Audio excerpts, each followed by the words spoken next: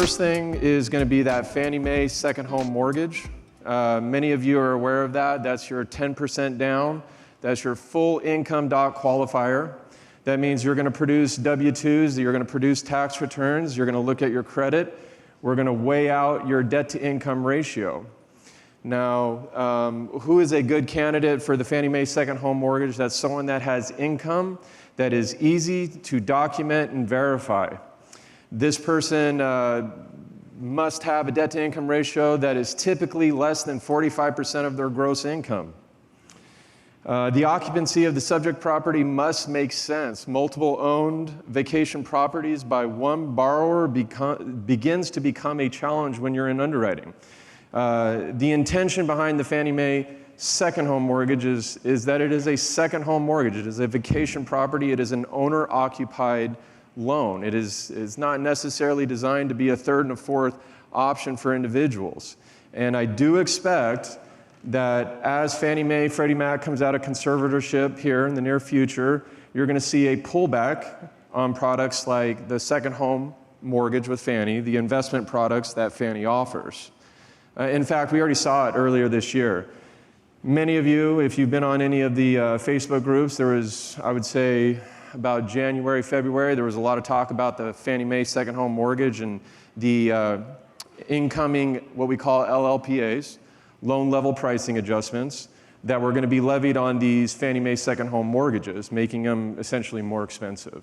And that is a move by Fannie and our government-sponsored enterprises to kind of retreat from that product. And at the end of the day, as taxpayers, we don't really want our tax dollars propping up buying mortgages that are intended for second home use or investment properties. So I do expect that, you know, the way the economy is going, the way that products are developing, the way that private money is coming into the lending process, that we're going to see a greater retreat on that second home mortgage. Some of the advantages, I mean, it's the 10% down. That is a big advantage for a lot of individuals. You know, the name of the game is the least amount of money down and capitalizing on the returns. So the Fannie Mae second home mortgage offers you the least amount of down payment. In fact, though, I will say that I did see a 90% LTV DSCR product that was rolled out in the last several weeks. I don't know that that particular product is going to have a lot of success. The debt servicing ratios, and we'll talk a little bit more about that in a minute, on that particular 90% LTV are rather high, and they are not allowing for short-term rental income to satisfy that one-to-one ratio. But as it stands today, the Fannie Mae product, 10% down, is probably your first product that you want to seek out if you're looking for something that allows for the least amount of capital down. Now, I would say typically the interest rate on a Fannie Mae second home mortgage would be an advantage over a non-QM loan like a DSCR or a bank statement loan or an asset depletion loan. But with the new LLPAs that I just spoke about and the mortgage insurance, that's one thing that you have to kind of weigh in the whole deal, is that mortgage insurance and that interest rate now, when you compare that to a DSCR rate, you're probably within 1/8 to 1/4%. So I don't really think that's an advantage. Disadvantages for that Fannie Mae second home product, the terms aren't going to be as flexible. You're going to be stuck with either, you know, a 30-year fix. You might have an ARM option or two in there. You can do a 15-year. Typically, anything lesser than a 30-year amortization on that product is very uncommon. But it's really going to be, you know, either that fixed rate or a very unattractive ARM product for that.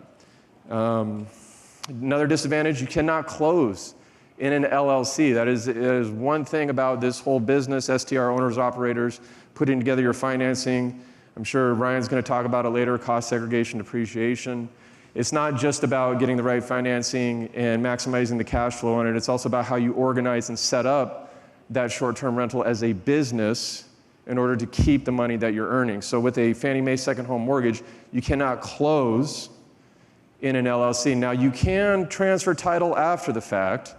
If you just Google Fannie Mae guidelines or whatever, you're going to see the process in which you can transfer title into an LLC after the fact, but it's a lot of hoops to jump through. It's not one that I would recommend.